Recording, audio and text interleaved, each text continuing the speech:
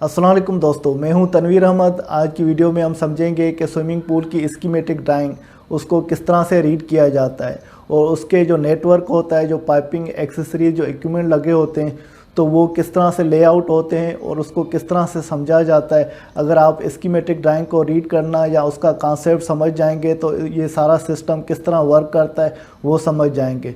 तो ये अगर आपको काम को एग्जीक्यूट करना है, काम को इंस्टॉल करवाना है, तो उसके लिए आपको स्कीमेटिक ड्राइंग या बेसिक कॉन्सेप्ट उसको समझना ज़रूरी है। तो आइए ड्राइंग को शुरू करते हैं और बेसिक इंफॉर्मेशन इसकी हासिल करते हैं और ड्राइंग को पढ़ना भी समझते हैं।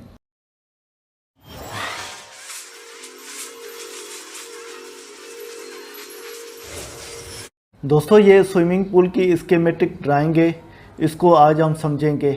उसमें ये मेन पूल दिया गया है। मेन पूल में जो नौजवान या बड़े लोग होंगे तो वो इसमें स्विमिंग पूल को यूज़ करेंगे, और उसके साथ ये चिल्ड्रेन का पूल है, जो बच्चे होंगे तो वो यूज़ करेंगे। इसमें ये मुख्तलिफ ये फिटिंग्स लगी हुई हैं और पाइप्स हैं, ये सारा पाइपिंग का नेटवर्क है। और उसके नीचे ये बैक वाश फ़िल्टर दिए गए हैं और ये ऑटोमेटिक केमिकल डोजिंग सिस्टम दिया गया है। और उसका ये पाइपिंग, ये पंप रूम है और पंप रूम के अंदर ये पंप्स लगे हुए हैं और मुख्तलिफ वाल लगे हुए हैं। और इसके अलावा ये हीटर्स हैं, पानी को अगर गर्म करना है तो ये यूज़ करेंगे। तो ये सारा नेटवर्क या सिस्टम किस तरह काम करता है और इसको एक्सप्लेन करने से पहले मैं ये इसके सिंबल और लीजेंड को एक्सप्लेन करूँगा, क्योंकि जो सिंबल और लीजेंड यहाँ पर यूज़ होंगे तो वो आप समझेंगे तो फिर आपका ज़्यादा कॉन्सेप्ट क्लियर होगा। दोस्तों, ये लीजेंड फॉर स्विमिंग पूल में जो भी लीजेंड यूज़ होंगे ये उसकी डिटेल दी गई है। जैसे यहाँ पर ये सिंबल दिया हुआ है पाइप का, इसमें लिखा हुआ है एसडी का मतलब है स्कम ड्रेन पाइप वर्क। और ये पाइप की ये जो भी लाइनें, ये पाइपें दी हुई हैं और उसमें मुख्तलिफ कलर कोड दिए हुए हैं। कोई भी पाइप अगर आपको सिंबल नहीं लिखा हुआ तो कलर कोड से आप पहचानने में आपको आसानी हो। और ये आगे ये दो जिगजैग दिए गए, इसका मतलब ये कंटिन्यूटी पाइप है। ये राइट साइड पे भी और लेफ़्ट साइड पे भी ये जो डबल लाइन ये जिगजैग टाइप की दी गई है, इसका मतलब ये होता है तो ये पाइप कंटिन्यू आगे जा रहा है। तो ये एसडी का मतलब है स्कम ड्रेन पाइप। ये स्कम ड्रेन पाइप का फंक्शन क्या होता है और किस तरह काम करता है, क्यों लगाया जाता है, ये मैं आगे स्कीमेटिक ड्राइंग में एक्सप्लेन करूंगा तो फिर आपको समझने में आसानी होगी, वरना यहाँ पर एक्सप्लेन करूंगा तो फिर आपका कॉन्सेप्ट क्लियर नहीं होगा। तो ये स्कम ड्रेन का पाइप होता है। और ये WP का मतलब है वेस्ट पाइप। वेस्ट पाइप का मतलब जो वेस्ट पाइप पानी को वेस्ट करेंगे, कहाँ करेंगे वो भी स्कीमेटिक ड्राइंग में मैं बताऊँगा। VC का मतलब है वैक्यूम पाइप और MD का मतलब है मेन ड्रेन पाइप और PR का मतलब है पूल का रिटर्न जो पानी होगा वो है।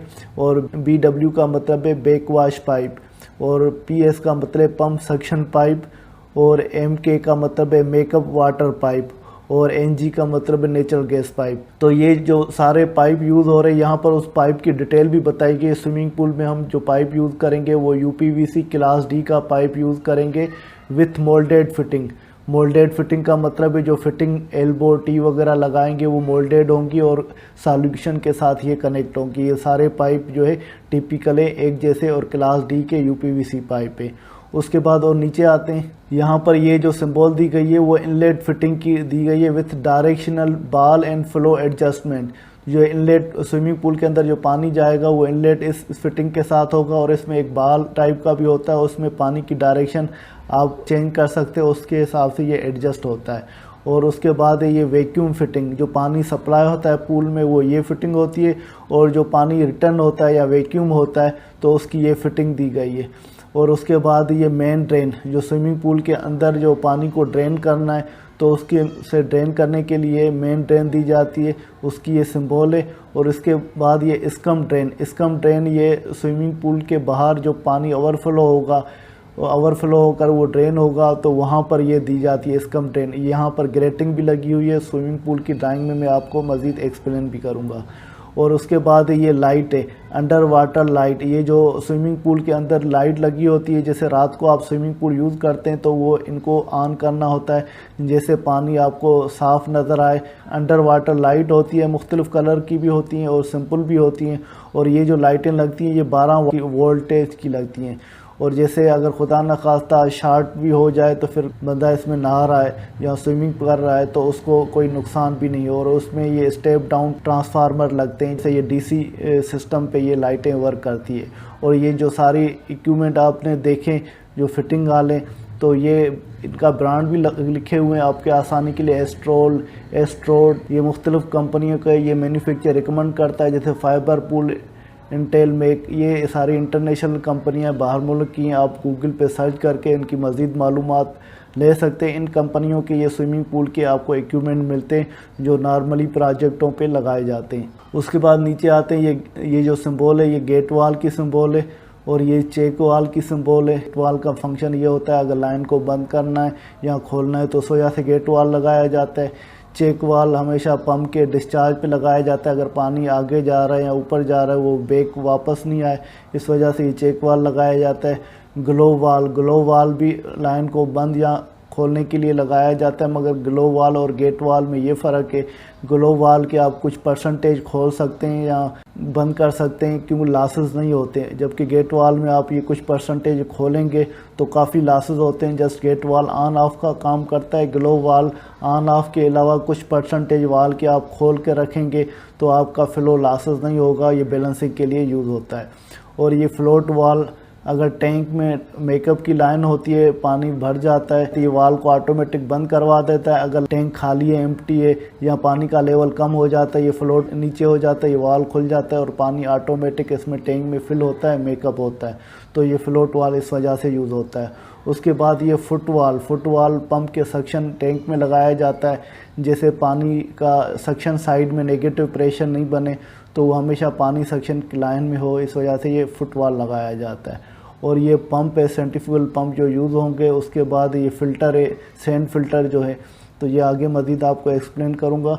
और ये हीटर है पानी को गर्म करना, और लेडर है, स्टेयर है, अगर स्विमिंग पूल में उतरना है तो उसके लिए लगाई जाती है। और ये फ्लोर ड्रेन है, फ्लोर में अगर पानी ड्रेन होगा या वेस्ट होगा तो उसके लिए लगाई जाएगी। और ये केमिकल डोजिंग है, जो पानी में केमिकल डोजिंग करनी है उसके लिए लगाया जाता है। तो अभी आते हैं हम स्विमिंग पूल मेन की तरफ, उसको समझते हैं। स्विमिंग पूल में जो मेन पूल है हमारा, वो बड़े लोग जहाँ नॉर्मल नौजवान जो इस्तेमाल करते हैं ये उसके लिए दिया गया है। इसकी हाइट तकरीबन ये 5-6 फुट या मुख्तलिफ वेरी भी हो सकती है, तो वो डिज़ाइन की रिकमेंडेशन पे ये लगाया जाता है। और ये चिल्ड्रेन पूल है, तकरीबन 3 फुट तक होता है हाइट उसमें, जिसमें बच्चे नहाते हैं। इसमें ये यहाँ पर आप देखें, ये जो एरो बने हुए इनलेट की ये नोज़ल लगी हुई है जो आपको सिंबल में दिखाई है, इनलेट नोज़ल है। यहाँ से पानी स्विमिंग पूल में अंदर दाखिल होगा, आएगा। जैसे पानी का लेवल कम होता है तो इसमें से मेकअप भी होगा और प्लस में जो पानी की सर्कुलेशन होगी, जो पानी स्विमिंग पूल में, जैसे यहाँ पर देखें ये पानी रिटर्न हो रहा है, बैक हो रहा है, वैक्यूम हो रहा है और यहाँ से पानी इन आ रहा है। एक तो वाटर सर्कुलेट भी होगा स्विमिंग पूल के अंदर और पानी का लेवल जो डाउन होगा वो भी इसमें मेकअप होकर पूल में आएगा। ये 3 जैसे आप इनलेट नोज़ल लगी हुई है और इसमें एक बाल टाइप की नोज़ल होती है, आप उसकी डायरेक्शन चेंज कर सकते हैं पानी की फ़्लो की। जैसे एरो में डायरेक्शन देख रहे हैं सीधी है, अगर राइट साइड की डायरेक्शन करना चाह रहे हैं लेफ़्ट साइड की तो वो भी एडजस्ट हो सकती है, वो मैन्युअली हम करते हैं। तो ये इनलेट की नोज़लें मेन पूल में जो पानी स्विमिंग पूल के अंदर दाखिल होता है। और ये चिल्ड्रेन पूल है वो सेम ही जो मेन पूल में इनलेट की नोज़ल थी तो ये भी उसमें इनलेट की नोज़लें। ये क्वांटिटी वेरी करती है, कितनी 2 लगनी चाहिए, 4 लगनी चाहिए, 10 लगनी चाहिए, 20 लगनी चाहिए। ये स्विमिंग पूल की साइज़ पे डिपेंड करता है, जितना छोटा होगा तो कम लगेंगी, बड़ा होगा तो ज़्यादा लगेगा। ये जो इनलेट की नोज़लें, ये PR जो आपने पूल की रिटर्न लाइन देखी थी, ये पूल की रिटर्न लाइन कहाँ से आ रही है, फ़िल्टर से पानी फ़िल्टर होकर और ये पूल में आ रहा है। और दूसरा ये वैक्यूम है, यहाँ पर देखें ये ऊपर जो ये पानी वापस जा रहा है ये वैक्यूम होकर जा रहा है पानी। और इसी तरह ये चिल्ड्रेन पूल में भी ये दिखाया गया ये वैक्यूम होकर, यहाँ पर एक दिखाई गई है, एक्चुअली वो एक नहीं लगेगी, एक से ज़्यादा लगेगी। ये स्कीमेटिक ड्राइंग है, इसमें जस्ट आपका कॉन्सेप्ट क्लियर होगा। तो ये जो स्विमिंग पूल का जो सिस्टम है, जो वर्किंग मैकेनिज़्म है वो किस तरह काम करता है और उसकी जो इक्विपमेंट है या फिटिंग्स है या पाइप्स है वो किस तरह काम करते हैं और उसका वर्किंग मैकेनिज़्म किस तरह होता है, यहाँ पर आपको जस्ट कॉन्सेप्ट क्लियर करना है।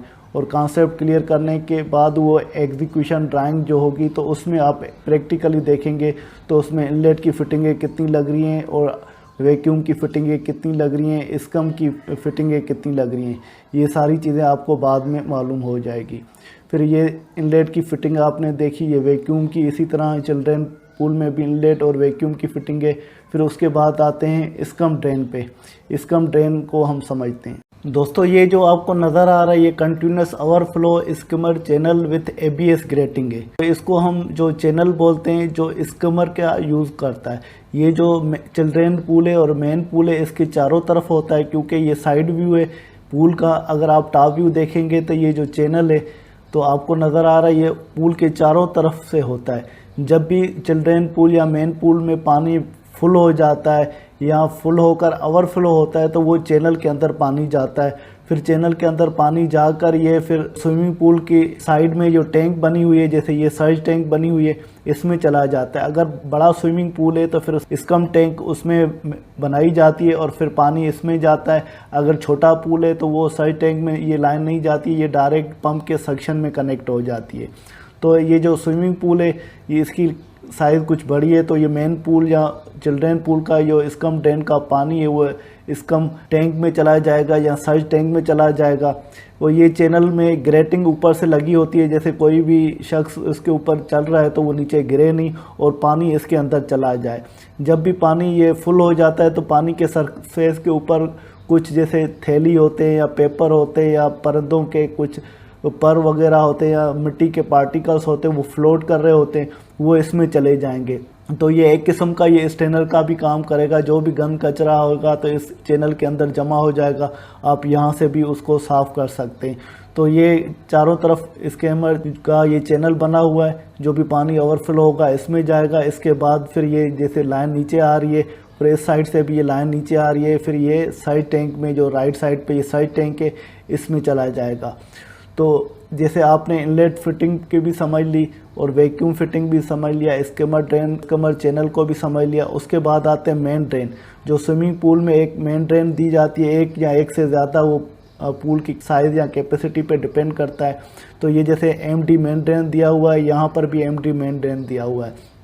जो मेन ड्रेन की ये जो लाइन है ये दोनों के आपस में कनेक्ट होकर और नीचे ये जा रही है मेन ड्रेन जो स्विमिंग पूल के पंप है उसके सक्शन हेडर में कनेक्ट हो रही है। देखें ये स्विमिंग पूल के पंप है और उसके ये सक्शन हेडर बना हुआ है उसके साथ कनेक्ट हो रही है, यहाँ पर सक्शन होगी। और वैक्यूम की लाइन भी जो स्विमिंग पूल से इसके सक्शन हेडर में कनेक्ट हो रही है। और तीसरी लाइन जो स्कमर से भी ये लाइन आकर इसमें कनेक्ट हो रही है पंप के सक्शन में। तो स्कमर को मैं अलग से आपको बाद में एक्सप्लेन करता हूँ, पहले हम मेन पूल में चलते हैं। जो मेन पूल में आपने समझ लिया था इनलेट लाइन, वैक्यूम लाइन और स्कमर की लाइन और मेन ड्रेन की लाइन, ये लाइनें होती हैं जो मेन पूल में जो स्विमिंग पूल के पानी को सर्कुलेशन या मुख्तलिफ पर्पज़ के लिए यूज़ होती है।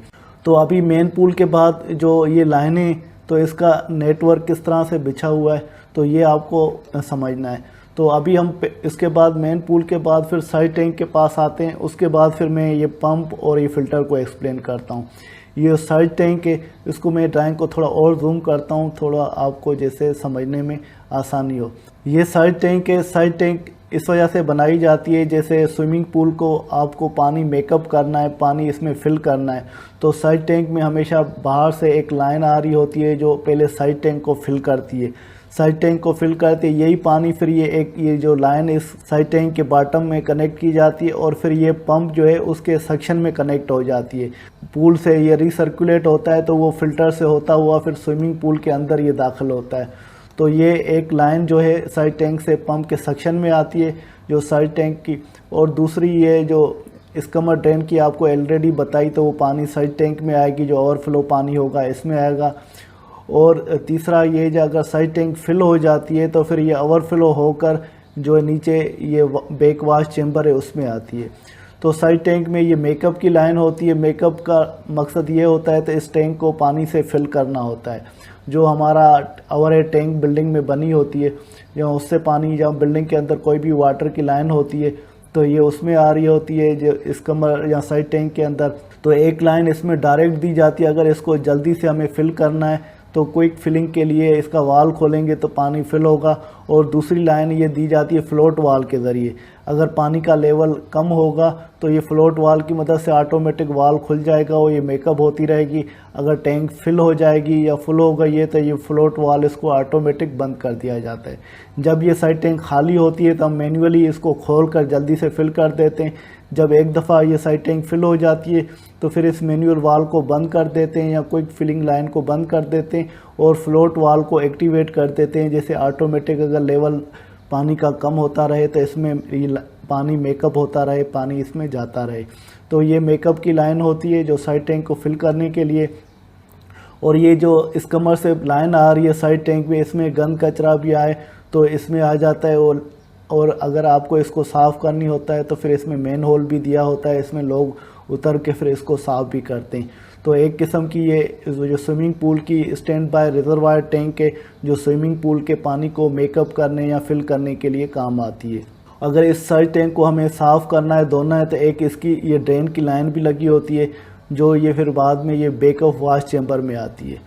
तो ये इस साइड टैंक का आपने कॉन्सेप्ट समझ लिया। तो ये बेसिकली स्टैंड बाय टैंक होती है जिसमें स्कमर की लाइन इन होती है और मेकअप की लाइन इन होती है और इसमें से ये ओवरफ्लो होता है तो वो चैम्बर हम जिसे बोलते हैं बैक वॉश चैम्बर में आ जाता है। और इसमें जो ड्रेन करना है तो वो बैक वॉश चैम्बर में आता है और बैक वॉश चैम्बर में बैक वॉश की लाइन भी आ रही है जो फ़िल्टर से आ रही है।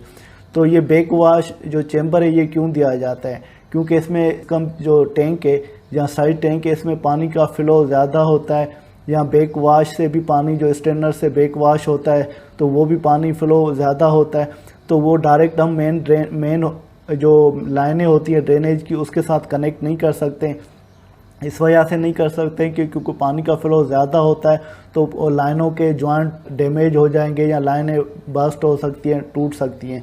इस वजह से ये बैक वॉश चैम्बर बनाया जाता है। जैसे बैक वॉश चैम्बर में पानी आएगा तो उसका प्रेशर पहले टूट जाएगा, प्रेशर कम हो जाएगा और फिर स्मूथली पानी इस जो मेन लाइन की ड्रेन है उसमें से ड्रेन होगा। नॉर्मली जो ये ड्रेन लाइन वीसी पाइप की क्लास डी की लगाई जाती है क्योंकि प्रेशर और फ्लो ज़्यादा होता है।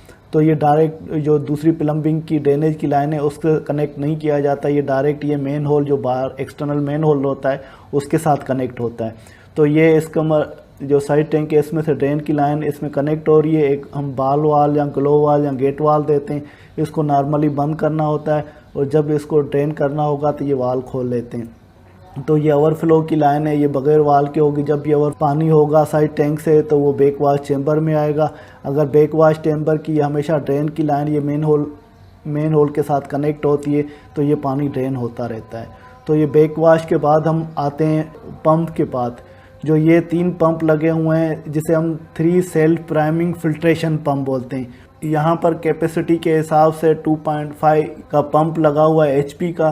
तो ये डिपेंड करता है पूल आपका कितनी कैपेसिटी का है, तो उस हिसाब से पंप की कैपेसिटी कम और ज़्यादा हो सकती है क्योंकि हेड कैलकुलेशन करना पड़ता है। पाइप की लेंथ कितनी है, फिटिंगें कितनी लग रही है, तो हेड कैलकुलेशन करके और फ्लो को मालूम करके फिर ये पंप डिज़ाइन या डिसाइड होते हैं। अच्छा, पंप के सेक्शन में मैंने आपको बताया हेडर में 3 लाइनें आ रही हैं। एक तो स्विमिंग पूल से जो मेन ड्रेन की लाइन आ रही है और दूसरी वैक्यूम की आ रही है और तीसरी जो साइड टैंक है उससे लाइन आ रही है। ये 3 लाइनें पंप के सेक्शन में आ रही है। पंप का ये सेक्शन हेडर है, ये एंड कैप लगा हुआ है तो उसमें फिर ये ग्लो वाल 3 लगे हुए हैं। सेक्शन में 3 ग्लो वाल लगे हुए हैं और इसको बंद या खोलने के लिए इसका पर्पज़ होता है। और दूसरा ये लेंथ एंड हेयर स्टेनर लगे हुए हैं जिसे हम बास्केट स्कैनर भी बोलते हैं। ये पंप के सेक्शन में बास्केट स्टेनर लगे हुए हैं। अगर कोई भी गंद कचरा इसमें पार्टिकल आ जाते हैं तो पहले यहाँ पर ही रुक जाते हैं, तो उसको भी हम मेंटेनेंस पॉइंट ऑफ व्यू से फिर साफ़ करते रहते हैं। ये पानी सेक्शन होकर पंप से फिर आगे जाएगा। ये रिड्यूसर लगा हुआ है। रिड्यूसर के बाद ये चेक वाल लगा हुआ है। चेक वाल पानी आगे जाए तो वो वापस नहीं आए, इसका मकसद ये होता है। और फिर ये ग्लो वाल लगा हुआ है, तो यहाँ बटरफ्लाई वाल लगा हुआ है। और ये डिस्चार्ज का हेडर है। पंप जब पानी को डिस्चार्ज करेंगे, यहाँ सक्शन होकर पानी को आगे सप्लाई करेंगे, ये पानी जो है डायरेक्ट ये फ़िल्टर में जाएगा। क्योंकि ये पानी का डिस्चार्ज है तो वो पहले पानी साफ़ होगा, पानी पहले सैंड फिल्टर में आएगा, सैंड फिल्टर से होता हुआ बाद में ये पूल में जाएगा। देखिए ये पानी की जो पंप के बाद डिस्चार्ज की लाइन है ये फ़िल्टर में जा रही है, फिर ये आगे भी जाएंगे तो ये फ़िल्टर में जा रही है, फिर आगे भी जाएंगे ये फ़िल्टर में जा रही है। फ़िल्टर में जाकर फिर फ़िल्टर से निकल के जो ये लाइन है फिर ये स्विमिंग पूल को रिटर्न हो रही है, स्विमिंग पूल को रिटर्न हो रही है। इसके अलावा फ़िल्टर से जो है ऊपर भी ये बैक वाश की लाइन जो है बैक वाश चैम्बर में जा रही है। तो ये सैंड फिल्टर के पास ये मल्टी पोर्ट वाल लगा होता है। मल्टी पोर्ट वाल इसमें मुख्तलिफ़ पोजीशनें होती हैं। ऑलरेडी मैं मल्टी पोर्ट वाल की वीडियो बना चुका हूँ, आप उसको भी देख लीजिएगा जैसे आपको मज़ीद कॉन्सेप्ट क्लियर हो। तो ये फ़िल्टर में पानी बेसिकली आता है, वो साफ़ होता है, जो भी पानी के अंदर गंद कचरा डिब्री जो भी चीज़ पार्टिकल होते हैं वो यहाँ पर रुक जाते हैं, और फिर जब बैक वाश चलाते हैं तो वो गंद कचरा पार्टिकल्स जो हैं बैक वाश होकर वो ड्रेन आउट होते हैं और बैक वाश चैम्बर में चले जाते हैं और मेन होल में पानी ड्रेन हो जाता है। तो ख़राब पानी जो है ड्रेन होता है और साफ़ पानी फ़िल्टर से जो सैंड फिल्टर से निकल के वो स्विमिंग पूल की तरफ जा रहा होता है। तो ये उसमें इनलेट में भी आउटलेट में भी इसके ग्लो वाल दिए हुए हैं तीनों पंपों में, और बैक वाश जो पानी हो रहा है उसमें डायरेक्ट ये लाइन लगी हुई है जो बैक वाश में पानी जाकर ड्रेन होगा। जो बैक वाश के बाद हम डिस्चार्ज हेडर पे आते हैं। अगर तीनों फ़िल्टर चल रहे हैं तो वाल आप ऑलमोस्ट खोल देंगे, अगर बंद कोई किसी को करना है तो उसका वाल बंद करेंगे। ये जो है डिस्चार्ज का हेडर है, उसके ये एंड कैप लगी हुई है। डिस्चार्ज के हेडर से ये लाइन जो जा रही है ये स्विमिंग पूल में जा रही है, जैसे इनलेट की नोज़लों में जा रही है, तो स्विमिंग पूल के अंदर पानी जो साफ़ होकर जा रहा है। और दूसरा यहाँ पर एक और हमने लाइन ये बाईपास लगाई हुई है। अगर सर्दियों में हमें स्विमिंग पूल को इस्तेमाल करना है तो पानी उसका गर्म करना होता है, तो उस सूरत में क्या करते हैं, जो पानी यहाँ पर आ रहा है फ़िल्टर से आउटलेट होकर इसकी जो मेन लाइन है इसको हम बंद कर देते हैं और फिर इसकी बाईपास ये वाली लाइन को खोल देते हैं, और पानी जो हीटर से क्रॉस होकर फिर वो जाएगा और पूल में तो वो गर्म पानी जाएगा।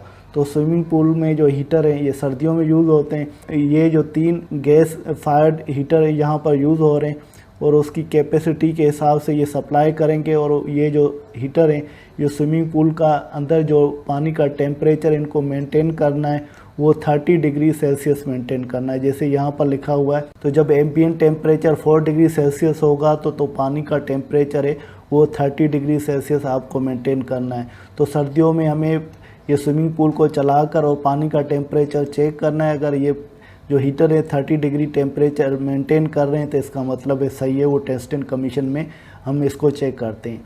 और ये जो गैस फायर हीटर हैं तो इसमें गैस की लाइन आती है, तो यहाँ पर ये दिखाए हुए 25 mm की नेचुरल गैस की लाइन है जो हीटर में कनेक्ट हो रही है। और इसके अलावा ये जो दूसरी लाइन है ये एग्जॉस्ट के, ज़ाहिर है हीटर चलेंगे तो हीट को एग्जॉस्ट करेंगे, इसमें से धुआं निकलेगा या स्मेल निकलेगी, और उसके लिए 300 mm डाया की MS इंसुलेटेड फ्लू डक्ट बताई गई है जो आपको एग्जॉस्ट के लिए लगानी है, या एग्जॉस्ट फैन के ज़रिए लगानी है, फोर्स एग्जॉस्ट करनी है या नेचुरल एग्जॉस्ट करनी है, वो मज़ीद हम HUAC की ड्राइंग में देखेंगे।